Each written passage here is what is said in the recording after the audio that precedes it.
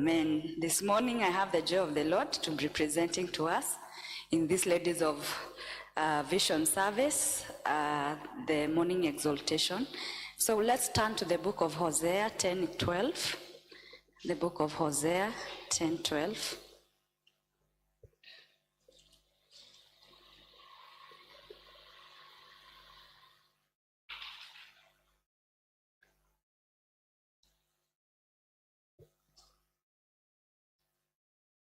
And it says, sow for yourselves righteousness, reap in mercy, break up your fallow ground, for it is time to seek the Lord, till he comes and rains righteousness on you. Praise be to God. This morning we are looking at a topic, break up your fallow ground. Praise be to God. And what does fallow ground mean? A fallow ground is a ground that has been tilted or farmed in the past, but with time it has been neglected and it has become hardened. And this morning Hosea was reminding the children of Israel that they should sow for themselves righteousness, reap in mercy, and to break the fallow ground, for it is time to seek the Lord. Praise the Lord. So even this morning the Lord is telling us that it is time to seek him. It is time that we break the fallow ground so that he can come and rain righteousness on us. Praise be to God. So this morning I'm looking at this scripture also with Jeremiah 4:1-4. Let's look at Jeremiah 4. Jeremiah 4 from verse 1-4. If you will return, O Israel, says the Lord, return to me. If you will put away your abominations out of my sight, then you shall not be moved. 2.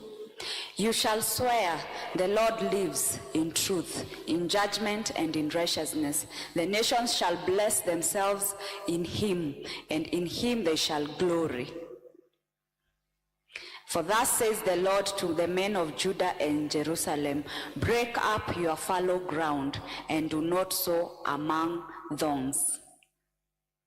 Circumcise yourselves to the Lord, and take away the foreskins of your hearts, you men of Judah and inhabitants of Jerusalem, lest my fury come forth like fire and burn, so that no one can quench it because of the evil you are doing. Praise be to God. And so we are seeing that Prophet Hosea and Prophet Jeremiah, he was reminding the children of Israel, and we know that mostly during these times they were in captivity, that they should break away. They should break the fallow ground. And the fallow ground, we have said, is a ground that has not been tilted for quite some time. And today we want to look at it in our current state and see what is the Lord telling us today. As he was speaking to them, we know that the word of God is alive and it is living. It speaks to us even in this age, so that we can be able to be reconciled back to him and to be aligned to his will. Praise the Lord. And so we know that if a land is not tilted, we know that this land will grow thorns, this land will be so hard, this land will not be able to be productive. Praise be to God. It will even be resistant. Maybe if you just throw the seed, probably someone who is doing broadcasting, this is a land that will not give a yield. And today the Lord is telling us, do we have the fallow ground in us? And so we know that when the Lord talks about the ground, we know that he's talking about our hearts. And we know about the parable of the sower that Jesus Christ said in Matthew 13:3-9. Let's run to Matthew 13:3-9.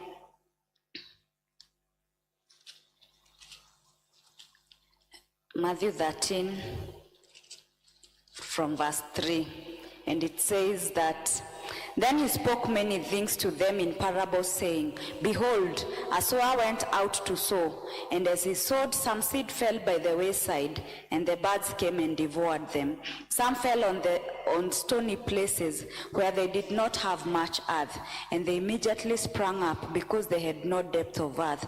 But when the sun was up, they were scorched, and because they had no root, they withered away. And some fell among thorns, and the thorns sprang up and choked them. But others fell on good ground and yielded a crop, some 100-fold, some 60, some 30. He who has ears to hear, let him hear. Praise be to God. And so this morning we are looking at our hearts, and we know that Jesus Christ gave this parable, and he was comparing the ground to be the heart of men. Jesus is the one who has the seed. He is the sower even to our lives this day. But the question is, in our hearts, what kind of a ground is he finding? And how I pray that he's not finding a fallow ground, but is finding a ground that is well tilted. And a ground that is tilted, we know that it is a receptive ground. When the rain comes, it will be able to suck it in. When the farmer goes to plant on it, it will bear him a fruit. We know that Jesus Christ already, being the great, he's the one who broadcasts the seed. He's more than willing, and he's calling unto us. But the question this morning we're asking ourselves is, what is the state of our heart? What is the state of our ground? And Jesus Christ gave this parable and said about the different nature of the ground that the farmer found. And he says that some seed fell on the wayside. And when they fall on the wayside, we know that the birds of the air will just come and pick them up and devour them. And some of them fell on the stony place. And we know that on the stony place, probably they lack moisture, they lack enough ground, earth, and so immediately they sprang up. They shot up, but again they were scorched by the sun because they had no root. And also there are those that fell on the thorns. And we know that the thorns will choke the seed, and so the seed will not be able to grow. And so this morning we are being reminded, as per this parable, about the state of our hearts, so that we can be able to self-examine and ask the Lord and trust in him that he's more than willing. The Lord has given us all the grace. He is open and he's willing that he can implant in you. Every time we come to church, every day we interact with the word of the Lord. The word of the Lord is that seed.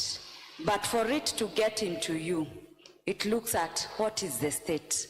Will you just hear the word and then be like the seed that fell on the roadside, or the seed that fell on the stone, or the seed that could be able to fall on the good ground? And today we are being called back to introspect on ourselves. What is the state of my heart? And what are the things that could hinder my heart from being a fertile ground where the seed can fall and bear much fruit? Let's look at Ezekiel 36:26. Ezekiel 36:26.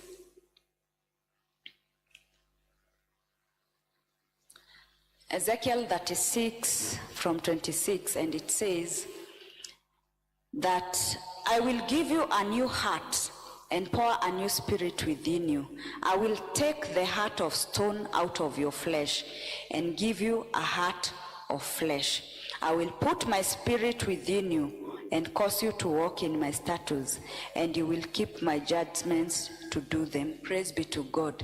Again, this is Prophet Ezekiel, almost reiterating the words that were said by Prophet Jeremiah and Prophet Hosea.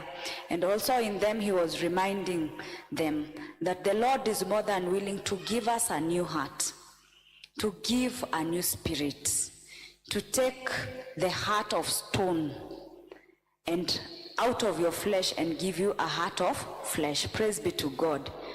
Are we able to see the correlation of these scriptures? About the stone, we've been told the ground that was stony. And now Jeremiah is talking about a heart of stone. Praise be to God. And today, we know that Pharaoh is one who had a hardened heart. He could hear the voice of the messenger Moses. But shortly after, when Moses could plead the Lord to turn the plague around, he would go back and not keep the promise to let the children go. And there were 10 plagues, one after another, disaster after disaster. from minor to major, but his heart was hardened. And that is at times how we are.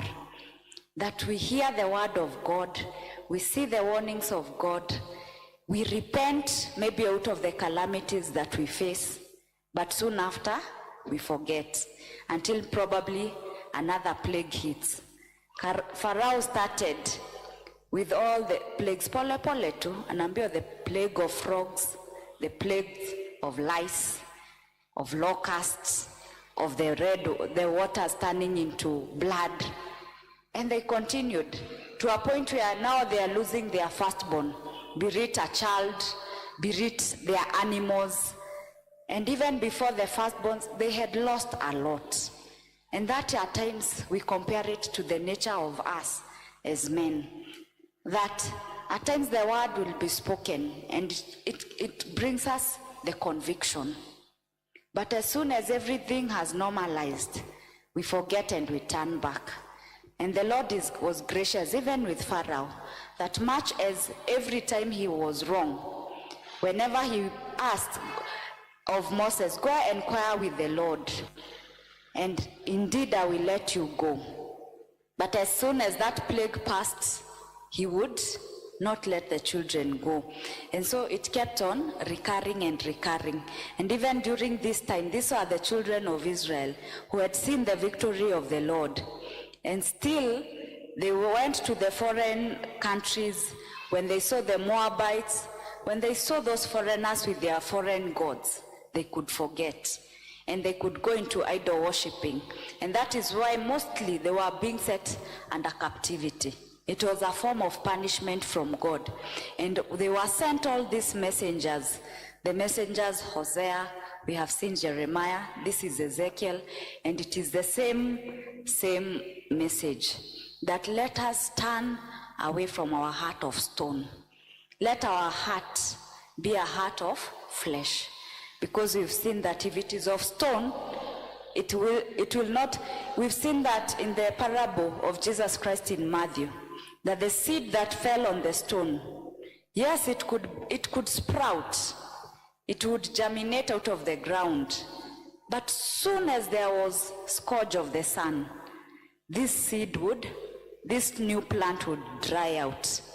And so at times we come out of the church, maybe we've heard the word of God, we felt encouraged, but as soon as we go out there, we face the realities of our lives, the problems, the hardships, we compromise. When we go back to the normalcy, when I go back to my office, where probably people just lose a language that as a Christian is not fit for me, do I become part of that flock?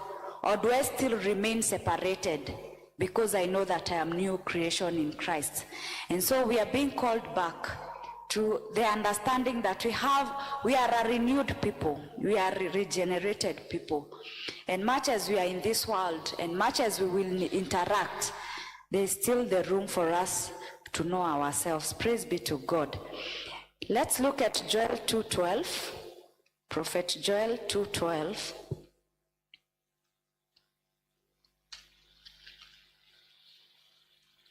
Are we there, media? Joel 2:12.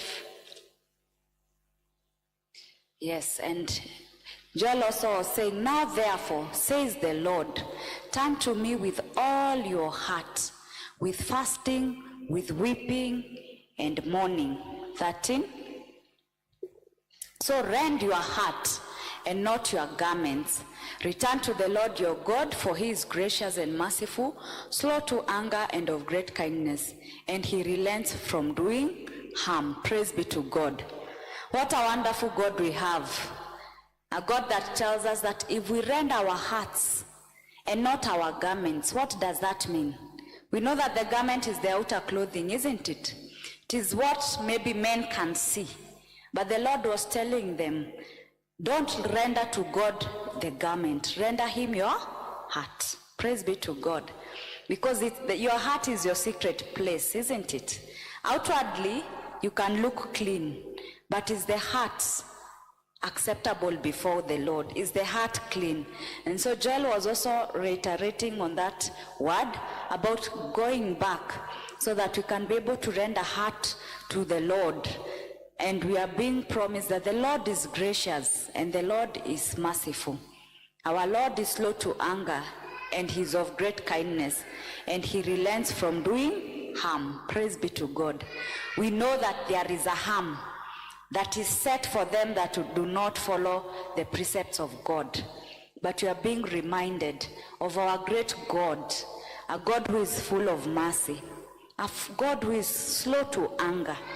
If God was quick in anger, most of us would not survive, because we sin. We are in a sinful nature of man.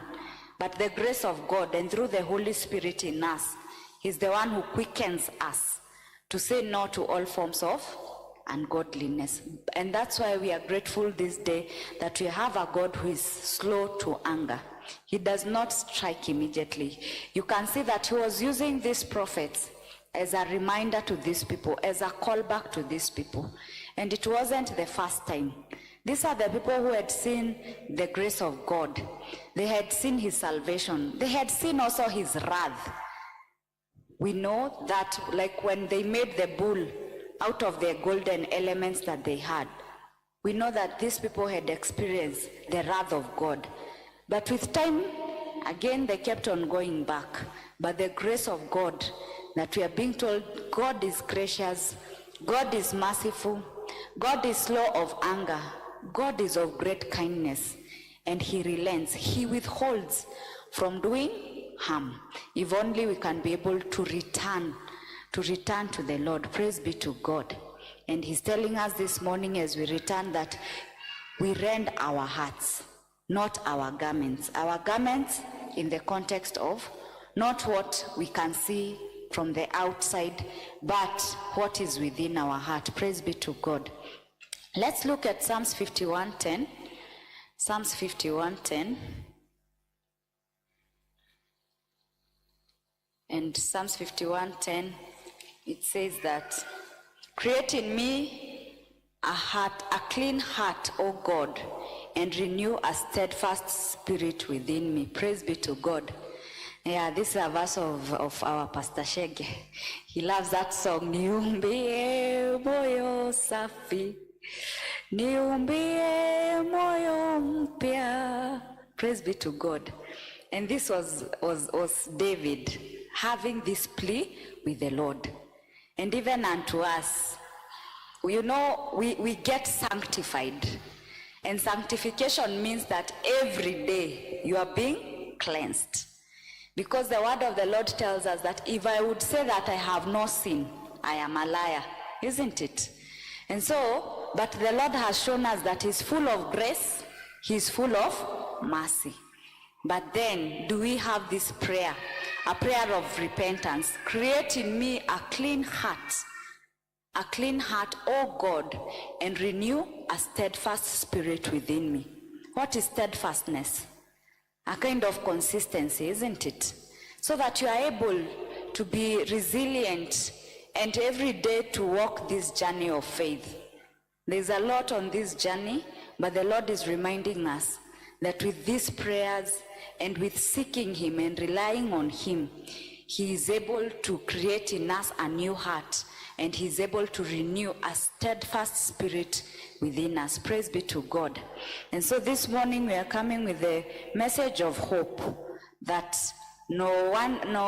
regardless of where we've treaded in our past week, in our past months, and sometimes we feel like we have veered far away from the grace of God, the Lord is still reminding us that we can have a song like David, that Lord, create in me a clean heart.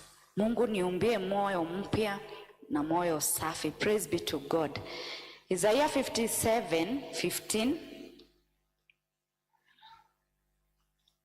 Isaiah 57:15. And Isaiah was saying, Isaiah 57:15, we have it there. For thus says the Lord, the high and lofty one, who inhabits eternity, whose name is holy. I dwell in the high and holy place with him who has a contrite and humble spirit, to revive the spirit of the humble and to revive the heart of the contrite ones. Praise be to God. Yes, we know that the word of the Lord tells us in a different passage that a humble and contrite spirit the Lord will not despise. Praise be to God. And so the Lord, all he's asking for is, do we come to a point of return, to a point of surrender, to a point of realizing, am I still walking in the light? And when you realize that, then you are able to have the humility where you have erred to repent and to go back seeking for his grace. And the Lord was telling again through the prophet of Isaiah that with him who has a contrite and humble spirit, to revive the spirit of the humble, to revive the heart of the contrite. The Lord is more than willing. We have said that Jesus Christ gave the parable of the sower, and the seed belongs to him. That which we desire to grow into. If I desire, Lord, make me to be a person that is full of mercy, to show generosity, to show love, to show kindness. If that is what I feel my ground, my fallow ground is lacking, the Lord is telling us that just with a humble and contrite spirit, when we ask of him, he's more than willing. Praise be to God. And so today, when we are looking at the state of our fallow ground, it might not necessarily be seen, but what is it that you feel in my spirit? This is what I would love the Lord to revive in me. Was it your state of prayer? Was it your state of fasting? Was it your state of generosity? Was it your state of showing kindness, showing love, evangelism? We are all vessels in the house of the Lord. Praise be to God.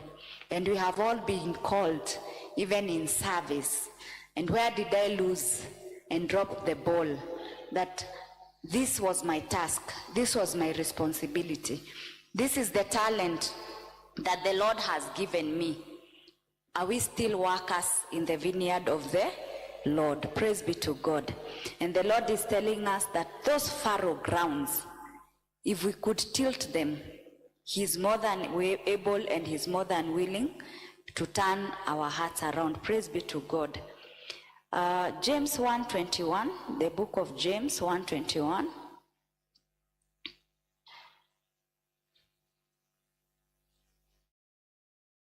James 1:21 media. In James 1:21, it tells us that therefore lay aside all filthiness and overflow of wickedness, and receive with meekness the implanted word, which is able to save your soul. Praise be to God. Yes, we are being told of the implanted word. The seed of the sower we know is the word, and it's looking for a place to be implanted. And this seed of the word, we know that it is able to save our soul. But there are conditions. We have said that the fallow ground is a ground that will have weeds. It's a ground that will have thorns. It's a ground that will have stones. There is you and me, a responsibility to clean it up, to till it up. And so we are being told, by laying aside our filthiness, overflow of wickedness, so that we can receive with meekness the implanted word. We can receive with meekness the implanted word, which is able to save our souls. Praise be to God. And some scriptures after that in the same book of James. Let's look at James 4:7 and 8. James 4:7 and 8, and it tells us, therefore submit to God, resist the devil, and he will flee from you. Draw near to God, and he will draw near to you. Cleanse your hands, you sinners, and purify your hearts, you double-minded. Praise be to God.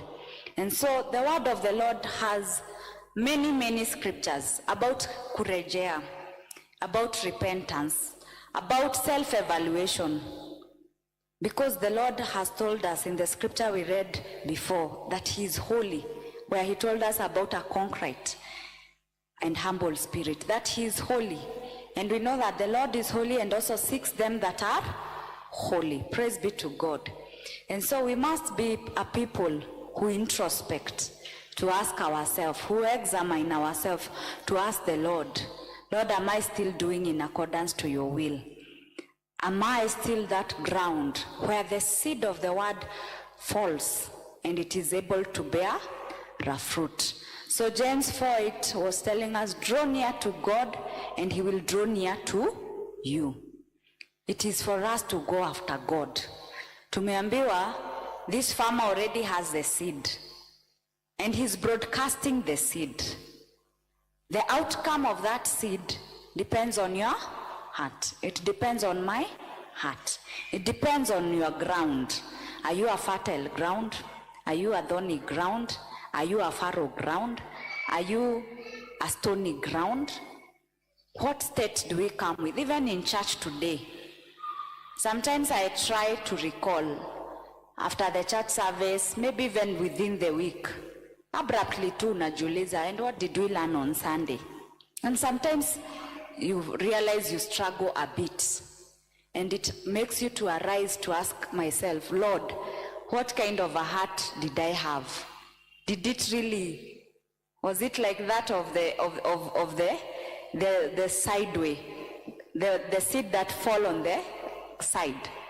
Tumekuwa convicted, umesikia hilo neno, by the time you are walking out, you've even seen areas in your life you can change, areas in your life you can renew. But then, within the week, if you do an appraisal, you really wondered, Lord, did I even do ABCD? Maybe by the time the preacher was preaching, you are feeling convicted. Yes, I have this so and so to reconcile with, to forgive, to show grace, to even visit. I have my sister to call that I have not called for long. We are not in good terms. We get out of, when we hear the word, our spirits are churned on the many things that we can do so that we honor that word.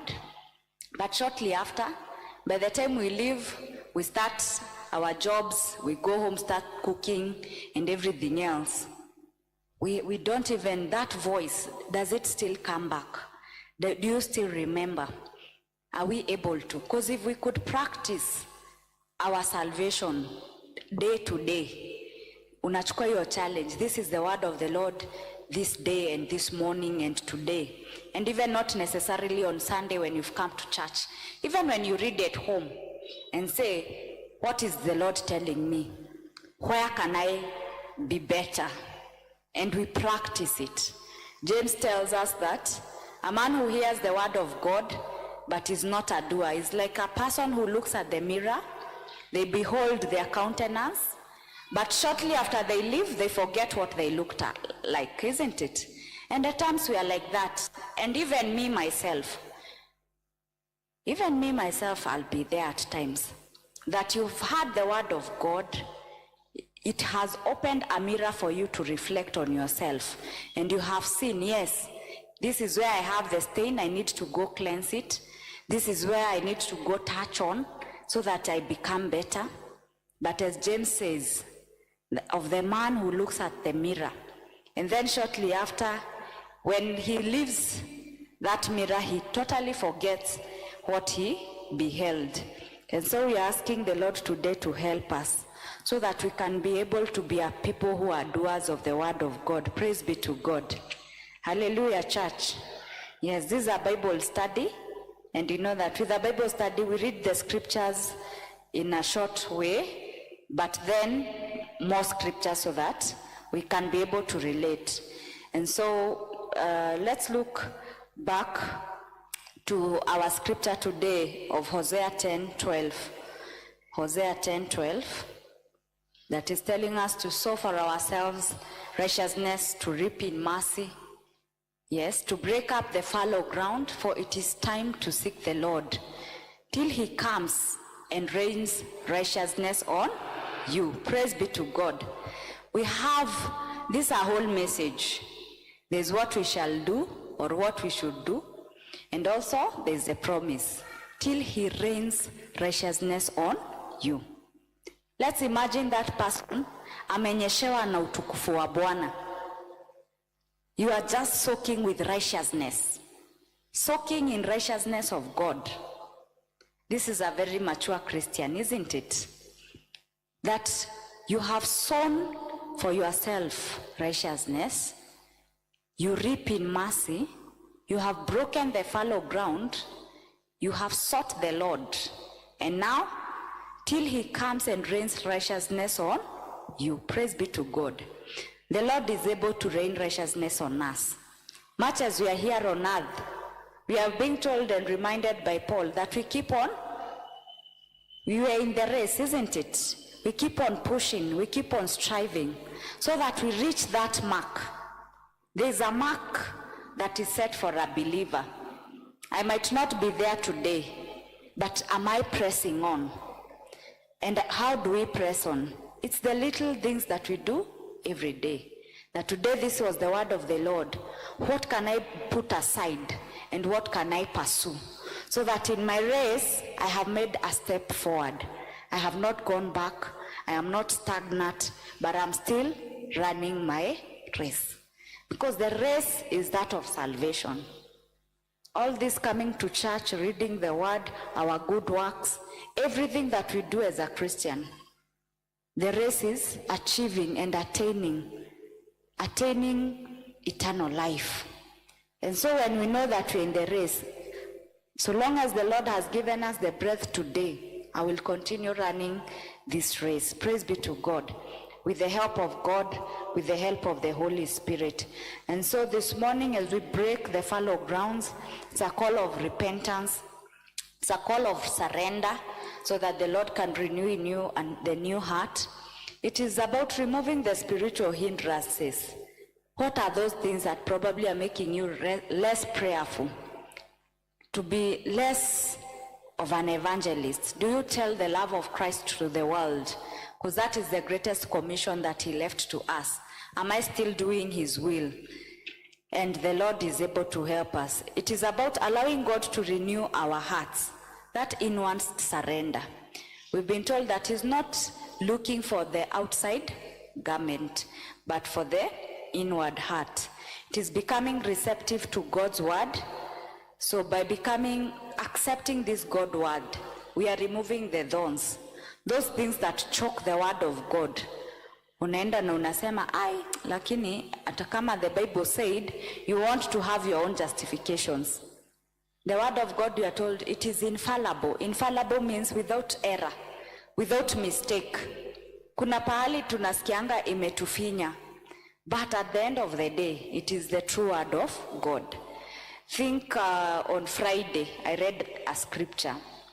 I was reading about the history of King. The king was added 15 years. He was not Hezekiah. He was not Hezekiah. Is he the Hezekiah?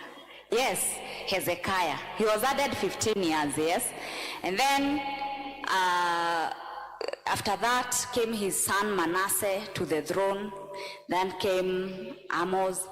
And then they had another one, a small child who was placed in to be a ruler.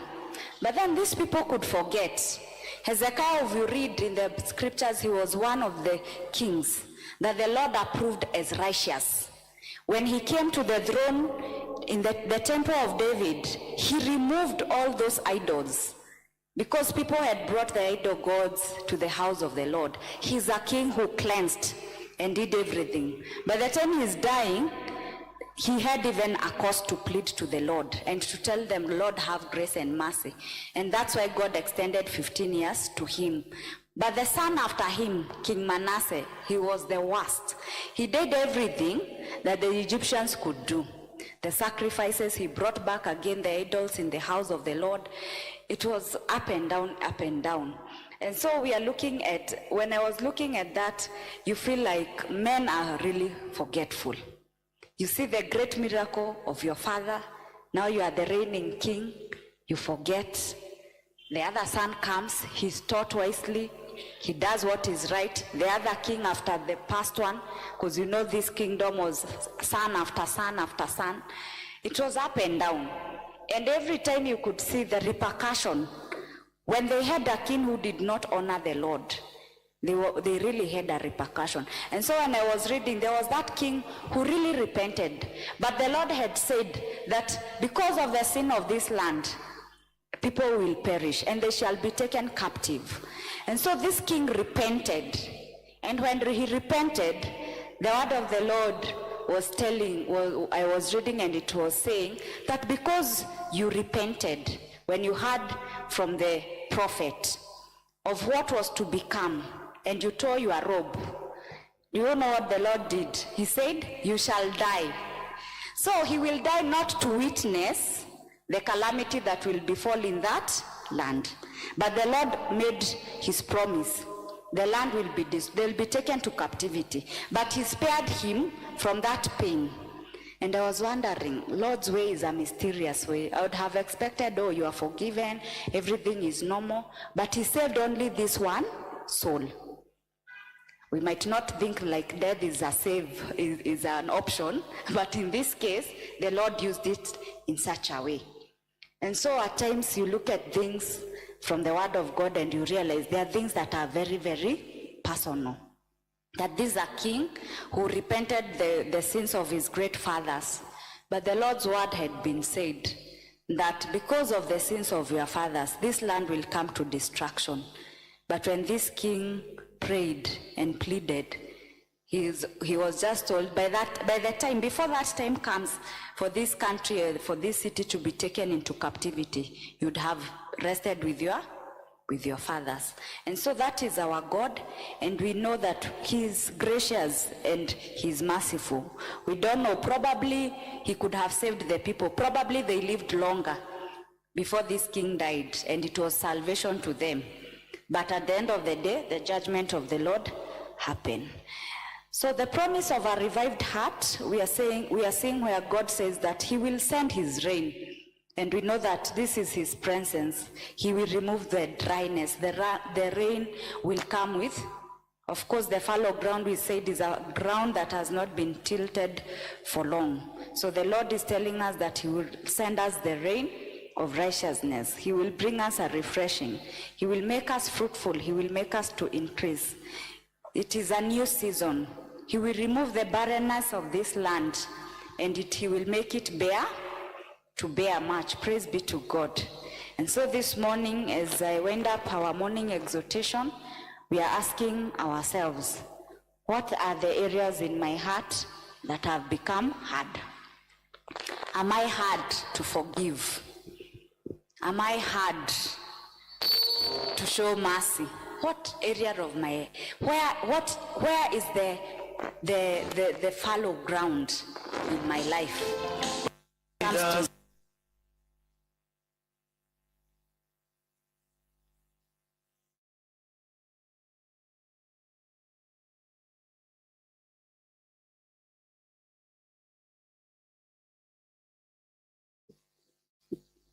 Praise be to God.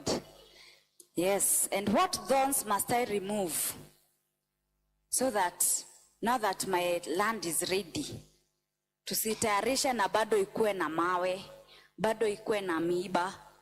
What are the things that would hinder this word of God that we hear every Sunday, that we read in the scripture every day, that we see in television at times?